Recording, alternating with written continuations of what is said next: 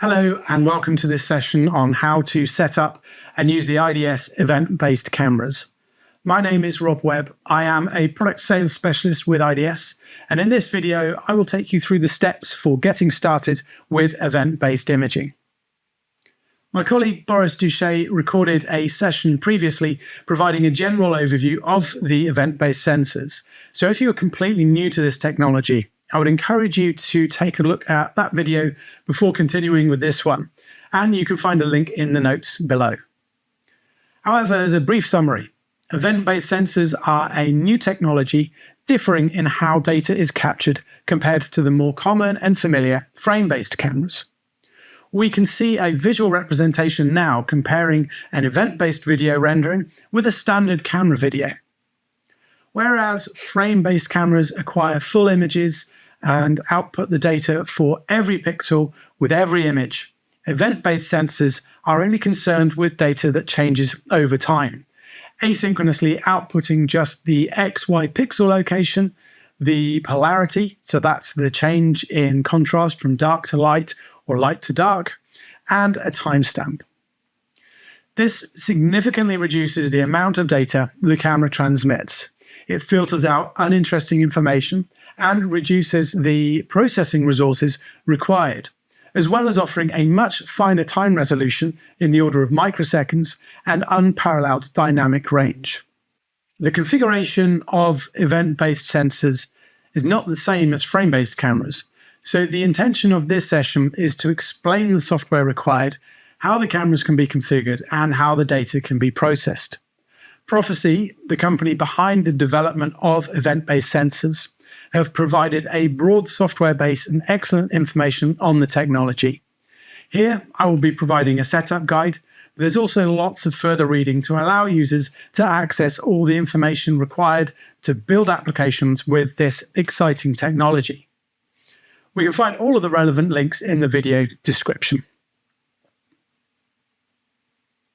The IDS EVS cameras are operated with software from Prophesee and with an IDS plugin. There are two options from Prophesee. First, we have OpenEB, which is open source and can be found on GitHub, offering the core libraries for driver interfacing, some basic tools, and some basic event-based data processing. The second option is the Metavision SDK, which is a full-featured software suite and includes OpenEB as well as advanced algorithms for event processing. There is a high-level API and some advanced processing features such as machine learning-based event processing, advanced filtering and noise reduction, and higher-level perception algorithms for applications such as object tracking, object counting and sizing, frequency analysis, and optical flow. To get these, you will need to contact Prophesee directly. The links for the GitHub page for OpenEB and the contact page for Metavision are in the video description. Along with the Prophesee software, you will also need to download the appropriate plugin for the IDS UI EVS cameras. This is available on our downloads page. Simply go to the download section, type in the camera model, for example, UE39B0XCP, and then expand the software section on the resulting page to find the plugin that matches the version of the software you are using. Version 5 relates to the Metavision SDK, and version 4.62 relates to OpenEB. Here you can also find all of the available hardware information, technical drawings and CAD models, as well as conformance certificates under the documentation section. The installation process for the Prophesee software and the UI EVS plugin is straightforward. There are no options to select, so we don't really need to show this process here. So, to get started, we need our camera and we need to attach a lens. And the lens is a standard machine vision lens, as we use with our UI plus frame-based cameras. The lens selection process is identical. Using the IDS lens selector linked to from the EVS camera product page and knowing the required field of view and working distance, we can select the appropriate optics. A standard USB 3 cable is used to connect the camera to a PC or laptop. There is also a digital I/O interface for triggering, which I will mention later, but for now, the camera, the lens, and the USB 3 cable are the basic components required. Having installed the software, find the Metavision Studio app, click on the camera icon, and select the IDS EVS camera from the camera list before clicking Open. The camera then opens and we immediately see a live rendering of the event-based data. As the camera only outputs data when there is a contrast change in the image, the initial image will likely be almost blank, but for a little noise. So the first challenge is to focus the optics. In order to get some meaningful data to use to focus, you can simply move the camera around, or using a contrasty target on a platform that vibrates, rotates, or moves in some other way, point the camera at this to provide an image in order to focus. We see here examples of these methods.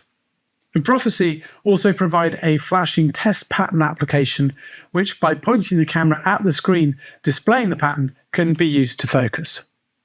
Now that the camera has been focused, we can look to optimize the configuration. What these optimizations are will depend on the application. For this tutorial, we will look at the main settings and how these will affect the different requirements for your application. First, we open the settings panel in the Metavision Studio. Here we see all of the available information and settings. If we look at all of these quickly, the first three sections are informational. We firstly have the general section where we can just set a path should we want to record any data. The information section shows the camera details such as resolution, manufacturer, and the data encoding format. And we can monitor values such as the data rate and event rate in the statistics section. The remaining sections are all related to parameters on the camera, so we will go deeper into these sections. Display enables the user to control how the data is represented in the 2D rendering. Accumulation time refers to the period over which the camera will collect events before updating the rendering, kind of like the exposure time on a frame-based camera. The shorter the time period, the fewer events the camera collects, and therefore the fewer points will be seen in the rendering. Here we can see the difference between a 100 microsecond, a 1 millisecond, a 10 millisecond, and a 100 millisecond accumulation time. This is rendered at 30 frames per second, but it is important to note that the events are read out at a much higher rate. We can also set the color theme to assist with the visualization. It may be personal preference or application driven as to which color theme to use. The next section is where we will spend the most time, as the biases are the key part of the configuration and require the most explanation. Altering the biases affects the data that we receive from the sensor. The contrast biases refer to the threshold of contrast change that events have to pass in order to be counted as an event. Here we refer to on and off events, so on being a change from dark to light contrast and off being a change from light to dark. Think of switching the lights on and off in a room. In our example here, we are imaging a white turntable with a thick black line, so nice and contrasty, along with two spots of differing contrast. Turning to the EVS camera, the off event edge is indicated with blue pixels, and the on event edge is indicated here with white pixels. All pixels that are showing no contrast change remain black. If we look at the bias diff off value, so concentrating on the blue pixels, as we increase this value, the number of pixels, or rather events, starts to decrease on the lower contrast spot. However, we maintain the number of events on the higher contrast features because the threshold is still being reached. You may also note that some of the background noise is also reduced. Now if we turn our attention to the bias diff on, so concentrating on the white pixels, as we increase this value, the number of white pixels starts to decrease on the lower contrast features and also starts to remove more of the noise. For reference, both of these examples are with a 10 millisecond accumulation time. Generally speaking, for both on and off biases, by reducing the value and therefore reducing the threshold point for an event, this improves pixel sensitivity and it improves latency. However, the trade-off is increased background noise, and since more events are generated, the data rate from the camera increases. Conversely, by increasing the value and therefore increasing the threshold point for an event, this decreases the pixel sensitivity and increases pixel latency. But background noise is reduced, and this also means that the data rate is reduced. The right settings here are application specific and have to be evaluated on a case-by-case basis to ensure that either we do not miss events that are important to the application or to balance noise and data rates. If the application requires detection of low contrast features, then decreasing the contrast sensitivity can be beneficial. If the application has high contrast objects or a very noisy scene, increasing the sensitivity can be beneficial. The second section of the bias settings refers to the bandwidth of data. So that is the low pass and high pass filtering. As with the contrast bias thresholds, the low pass and high pass pixel filters must be configured to suit the application and will have some effects depending on the settings. When we look at the low pass filtering, this determines how rapidly changing light or contrast changes are filtered out. By decreasing the value, we can filter out more high-frequency events, such as beating lights, uninteresting vibrations, or background noise. Here we see a pen on a vibrating plate, which vibrates at about 70 Hz. As we decrease the low-pass filter value, we start to filter out more of the events. This does have the trade-off that it will increase the latency, so it needs to be balanced if imaging fast-moving objects. For high-pass filtering, by maintaining the default value, we will preserve slower events and increase event rate and lower frequency noise. If we increase the high-pass filter cutoff, we will remove low-frequency events and slow motion whilst decreasing event rate. Here, I'm slowly passing my hand through the field of view, and as the high-pass filter value increases, it filters out the events when my hand is moving slowly. But we still see events when the movement is accelerated. We can therefore use the high-pass filter to ensure we maintain low-frequency movement, such as pedestrians or slow-speed traffic, in low-noise environments with good lighting. And we can increase the high-pass filter for high-speed motion when the low-pass filter has already been adjusted. The refractory period bias allows us to control the dead time of a pixel or the time period during which the pixel does not detect a new contrast change. This provides another means of controlling the event rate. By decreasing the pixel refractory period, more events will be created for the same contrast change, useful when performing object tracking or other high-speed events. Conversely, if the application is relatively slow speed, we can increase the refractory period, and this will reduce the number of events generated by the same contrast change. It can also be used in applications where we are only interested in one polarity change, and the event is of a known frequency, or a high-speed tracking application where we only need one polarity to successfully track the object. So, for example, with vibration monitoring, we only need the on event or off event to know that a vibration has occurred. We can use the refractory period to remove the undesired event and therefore significantly reduce the number of events. The region of interest section allows the user, as would be expected, to set a region of interest on the sensor. This is exactly the same process and reason for use as with frame-based cameras. That is, reducing the amount of data, cutting out areas that may cause confusion in the image processing, or reducing the power consumption. We just set the upper left position with the X and Y points, and then set the region of interest width and height to crop the image. Or within Metavision Studio, we can simply draw the desired region of interest on the image, and you will see the display update and the number of events reduce accordingly. With this example program, we are able to set just one region of interest, but via the API, we can set multiple regions of interest or invert this to have regions of non-interest. It's also possible to use the region of interest method to perform subsampling of the image in the X direction, the Y direction, or in both X and Y. There are a couple of additional settings to help filter the data and remove undesired events. These are post-readout, so will not reduce the number of events, only clean up the data for subsequent processing. The anti-flicker function can be used to detect and cancel out flickering events, such as AC-based office lighting, and can cover frequencies of 50 to 500 Hz. The event trail filter is used to cancel out redundant information. Looking at the diagram on the right, with the trail filtering, we can filter out all events that occur within a set time period in a burst. Or with the STC filtering, we can filter out isolated events by accepting the second event in a burst.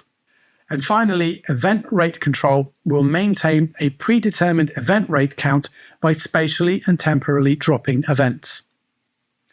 It's important to note that it is better to remove undesired events through the biases, as these are handled directly on the sensor. However, the event filtering is still a good way to manage the number of events transferred from the camera to the host. The Metavision SDK documentation and getting started videos provide even more information about these settings, including programming hints and more example cases, as well as source code examples for how to control these settings from code. As part of the Metavision SDK, Prophesee provides lots of source code examples.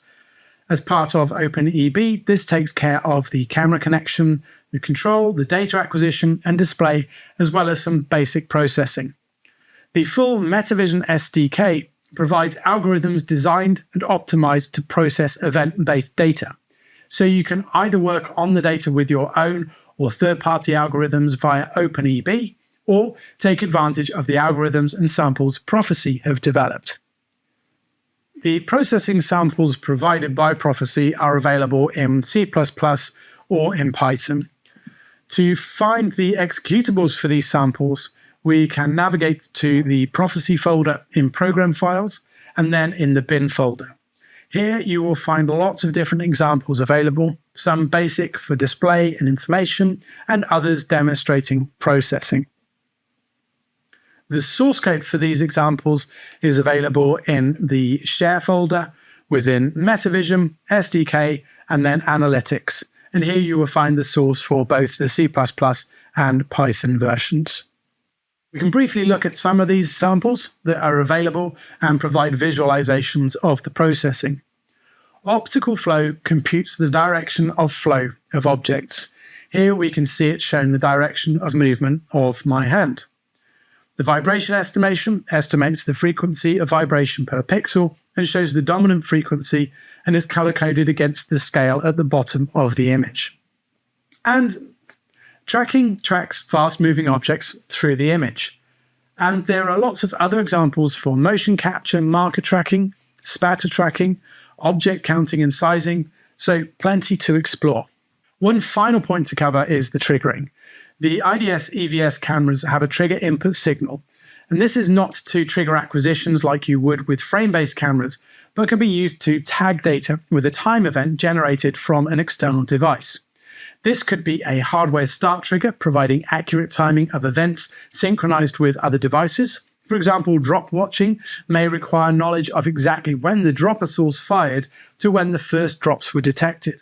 Or maybe you may want a standard 2D image that provides visual context or is processed for alternative information.